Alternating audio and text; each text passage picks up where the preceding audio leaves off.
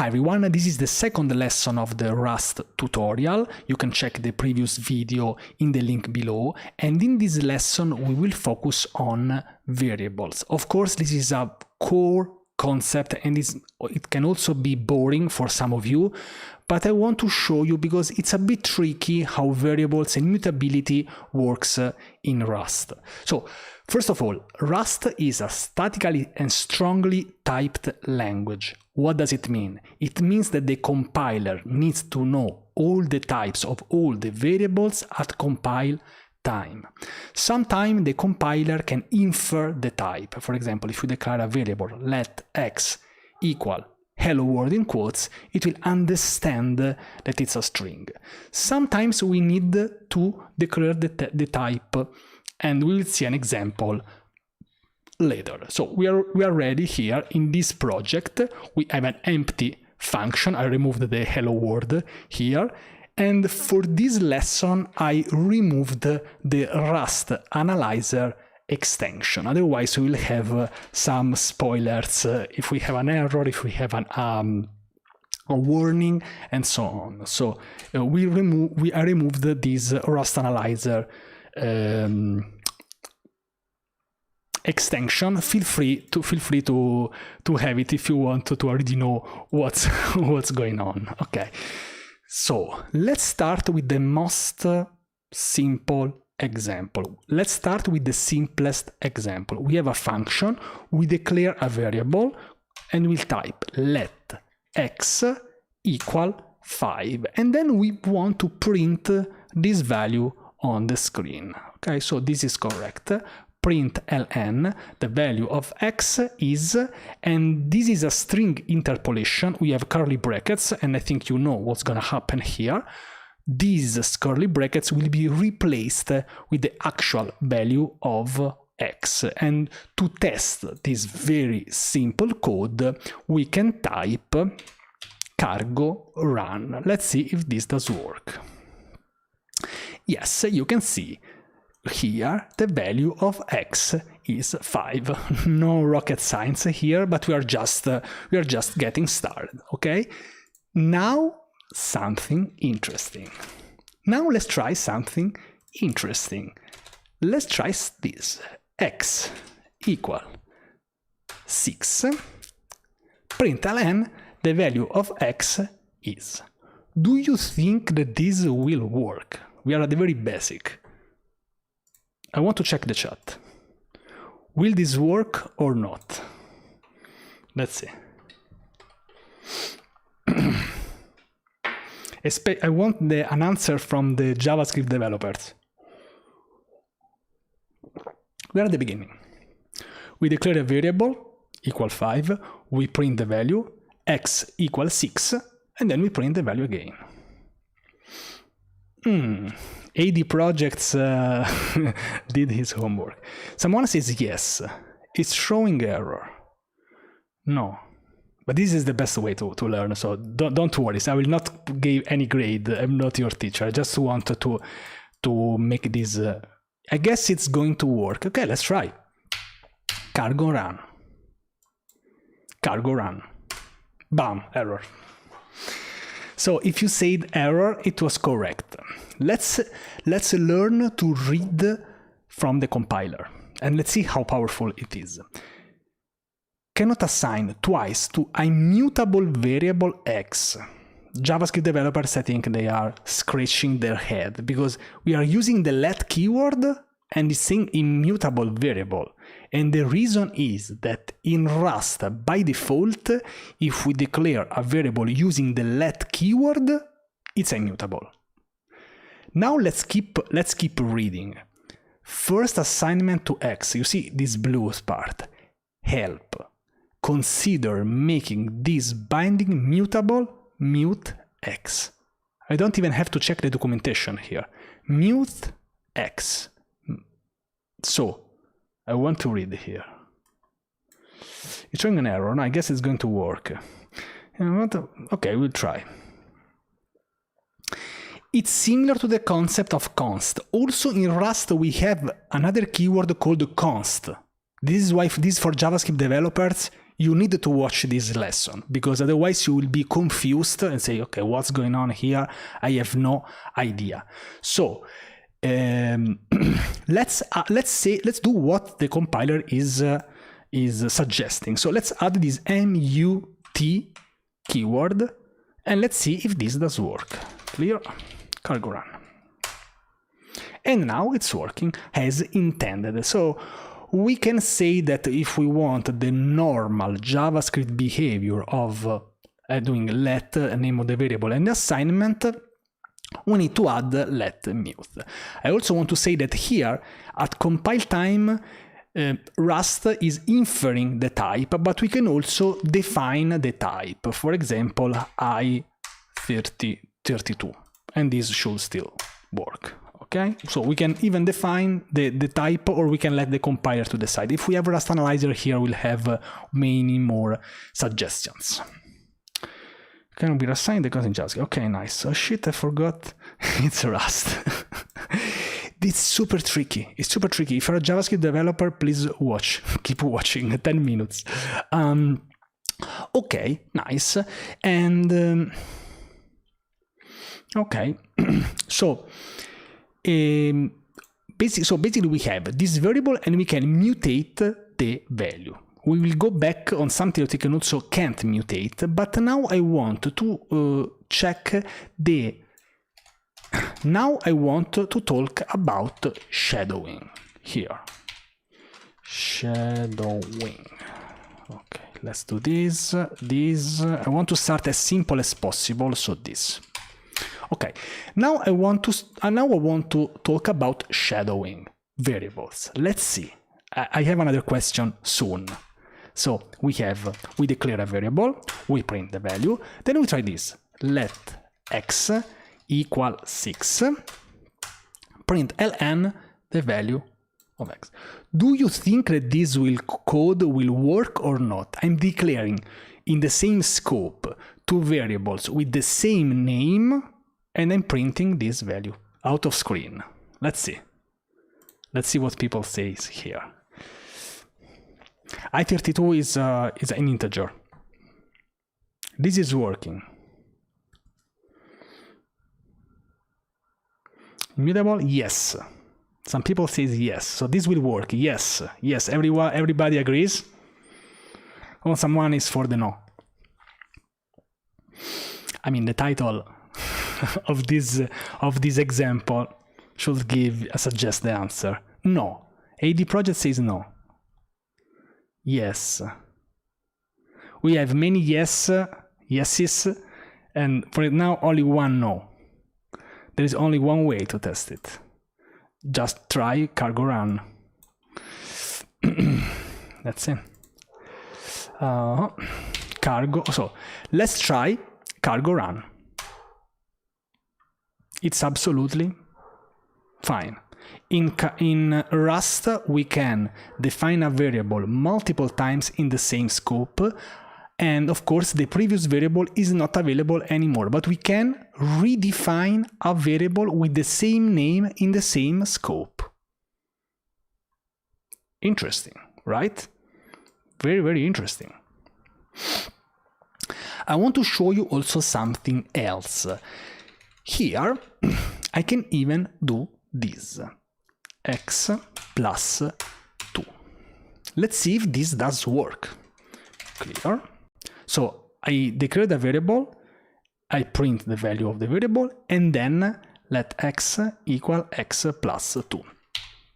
Cargo run, 5 and 7.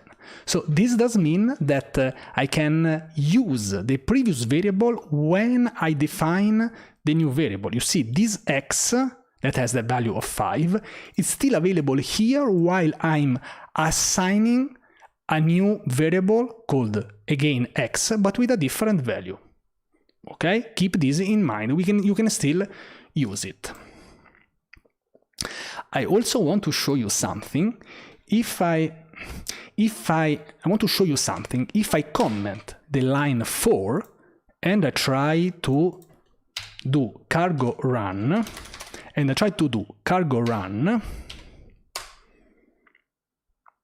Okay, in this case, it's still working. No, perfect. Okay, no, this was another example. I'll show this later. Okay, now this is normal. We don't get the warning.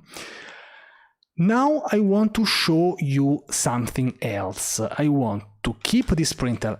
Now I want to add an inner scope. So we'll see this better when we'll do functions, but let's add curly brackets with an inner scope, this. And I want to do shadowing inside an inner scope. And I want to call this be like this. Clear?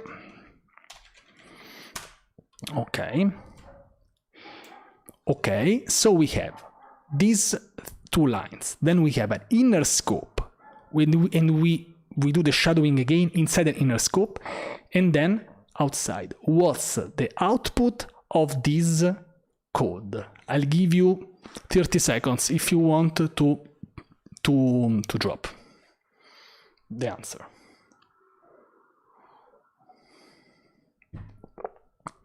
Let's see. What will be the output of this? You can even just put the numbers, or you can say if this will throw an error. Will this throw an error or not? 587, pretty-ish. 587, 587. Nice. Someone else? Or do you all agree? Do you all agree? Or not? This is a concept that is similar to other programming languages. Here we have basically an inner scope. So this is not something just for Rust. Yes, yes. Everybody agrees. Cool. Nice. Cool. So let's do cargo run. 507. Someone else, something different? No. Okay. Let's try to do cargo run in this case. And yes, indeed, we have 587. But why? Because we start here. We define this variable called, and we assign the value 5. Then we are in the inner scope, and then we reassign the value as a 8, and then we print this value. Outside this inner scope, we still have the 5. So for line 11 basically sees this, and then it goes here. So we have 7. Someone might expect 10, but we have 7. Is this clear for everyone, or do we need to repeat or make another example? I want to check the chat. Is the scope of the variable.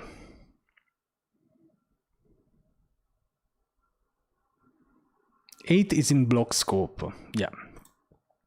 I want to show, okay, nice. I want to show also something.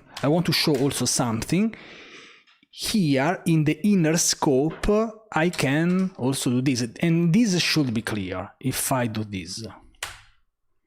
I will make even more example, but let's take now one more, then we'll make another one for the shadowing. So in this case, what will be the output?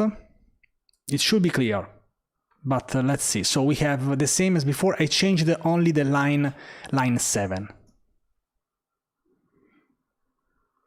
Looks super cool. Yes, Krish. Welcome to the Rust world. 5, 6, 7. Nice. Love it. Let's do cargo run. I think this is clear, but I will want to make also another example for shadowing.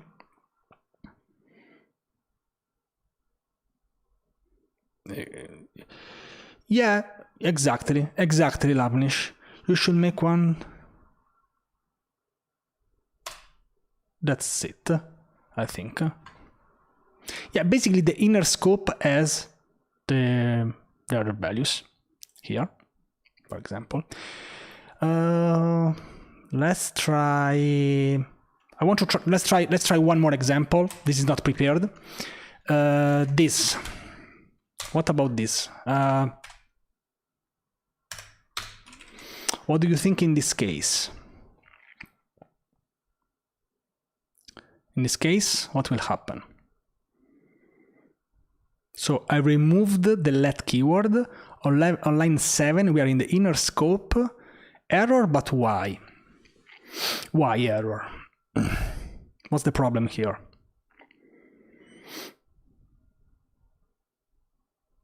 Error. Which type of error? Cannot assign twice. Exactly. Let keyword. Cargo run. Let keyword. Okay. But can we fix it? Because we are reassigning. So this is similar to the one of the first examples that we made. If we type mut here, clear. Let's see, in this case, we add the mut as the compiler suggested. Let's see in this case what will happen. In this case, it works. And we have this 5. But in this case, we have this x equal 10, and then this becomes like this. Cool. Nice. Okay, cool. Now I want to show you something that might be not so obvious, I would say. So I want to remove this, and I want to show you something interesting. I want to define this variable, and then I want to here, instead of a number, I want to do this hello world. So clear. Okay, so in this case, what do you think that will happen here? Is this allowed or not? My t-shirt is green screening. I can't use orange t-shirts. Let's see. It will work.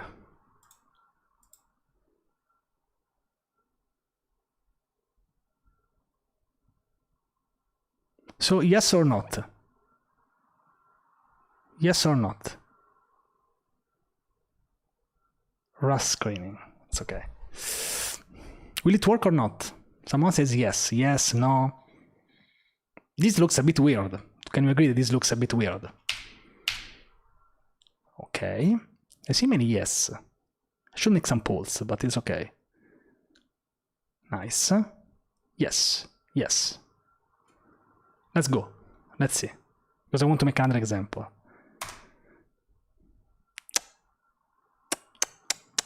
Wrong.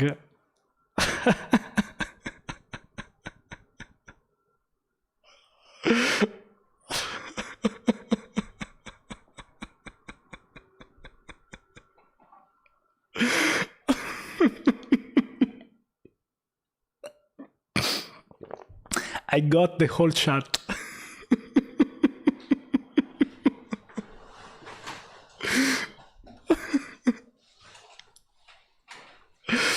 What to say?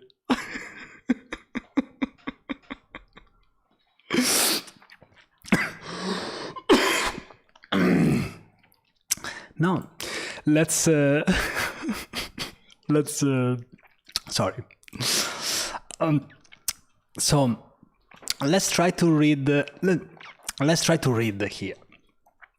SRC, hello world. I love the Rust compiler. Check how friendly is the Rust compiler. You see, we have even a we even have a red arrow. Help add semicolon here.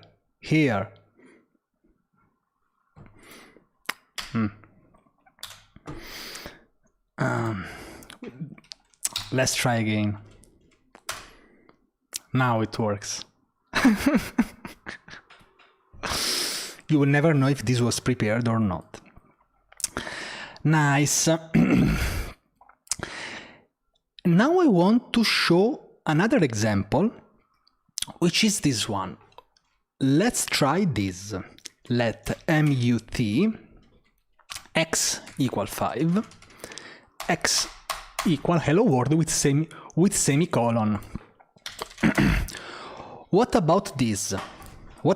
So we declare a mutable variable and we assign the value 5 and then x equal hello world. So we want to mutate this variable. This is very important. This is very tricky. Will this work or not? Yes. Yes. Should work. We have 3 yes. Nice. Should work. No. Tebo says no. We have 5 yes. No. Yes. No. Let's make a poll. Will this work? Yes or not? I should make polls. We have a variable. We declare it mutable. We assign the value 5, and then instead of 5 we want hello world. No. Yes. 13 votes. Nice. Expected integer. Let's see.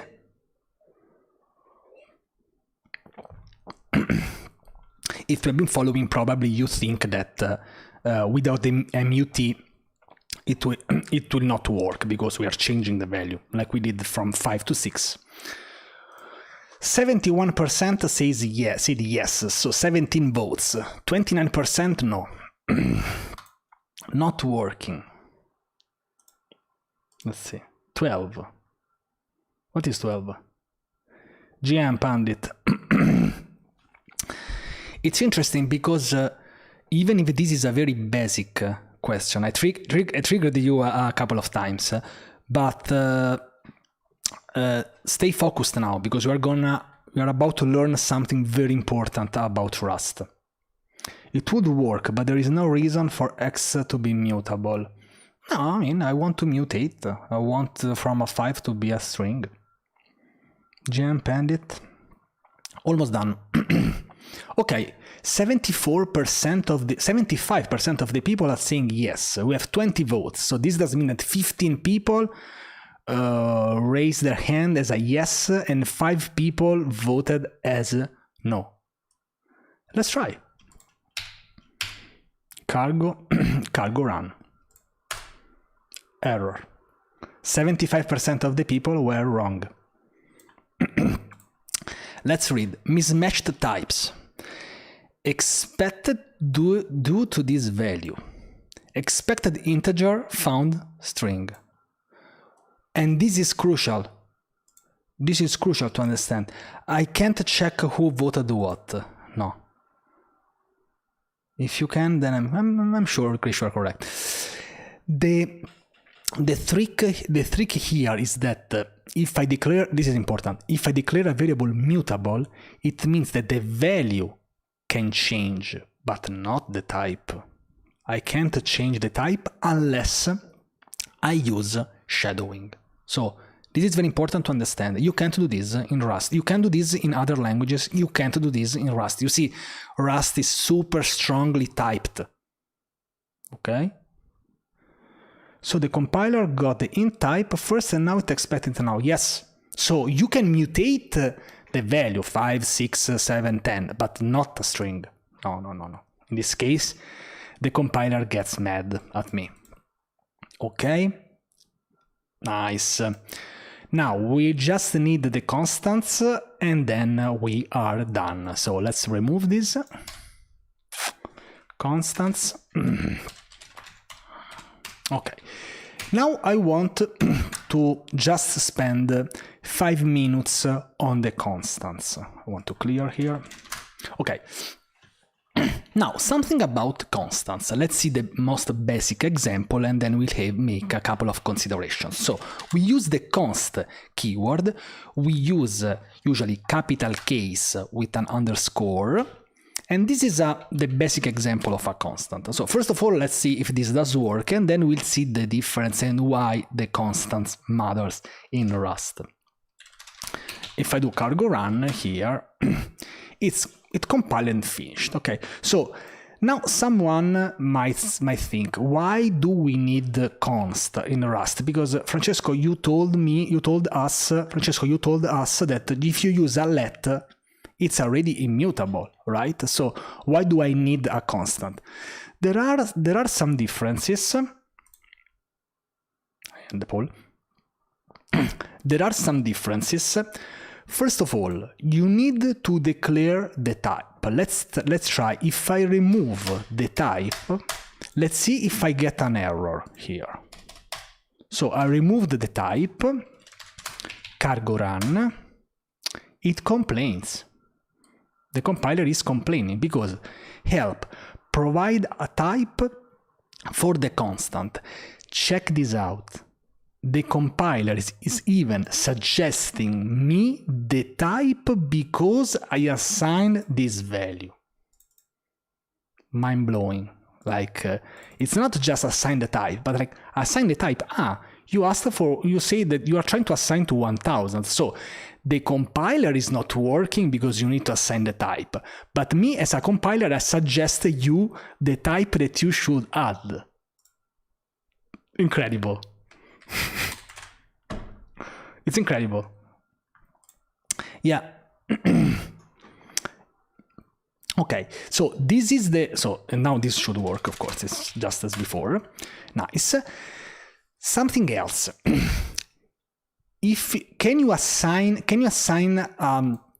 a value to a constant in the line below? I want to show you something. If I use a normal let keyword, which is still immutable, but if I type let x, and then I type x equal 5, and then I do print ln, do you think that this will work or not?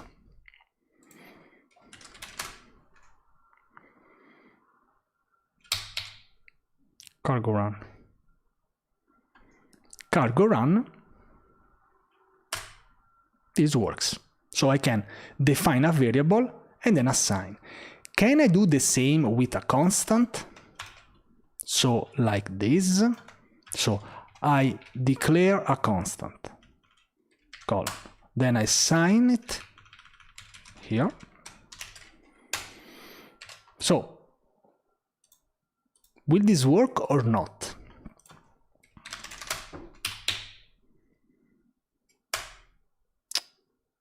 No, it's different.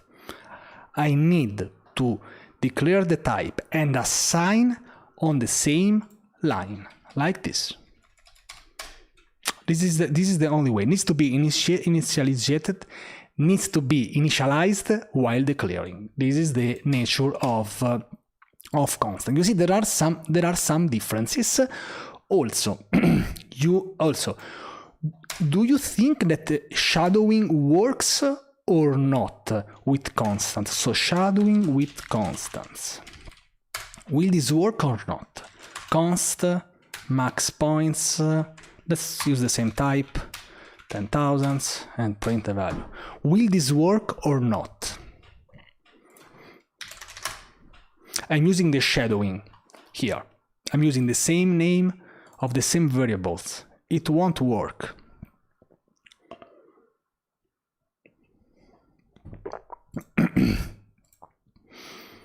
But we did it before. No. Will it work or not?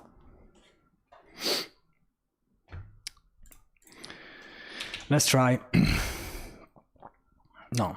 Tebbo says no. I trust Tebbo. Tebbo is expert in Rust. Max points for defined here. You can't use shadowing. So you see, it's not the same as just using let. Let it's immutable. Const, it's something else. Last thing, and then we'll be done with this lesson, and then we can enjoy, of course, the rest of the live stream. This.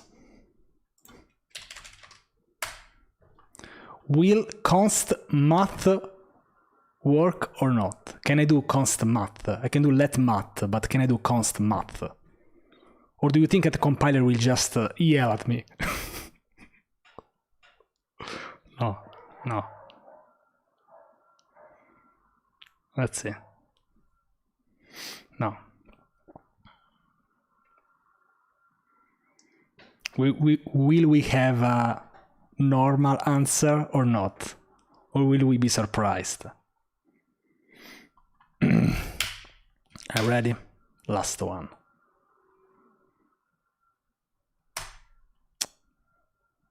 But let's read the compiler. Let's see, maybe I made a mistake. You see, the math is like with these red lines cannot be mutable. It also suggests suggested a solution, but we'll ignore this for now. And this is the end. Don't do it. I mean, I can't do it. It's not that I should not. The compiler will just not allow me to do this. I think the Rust compiler is like, you know, that grumpy grandma. So she wants the good for us, but it's very annoying. This is how I see the Rust compiler. It's good, but very annoying. And this concludes our short lesson about variables.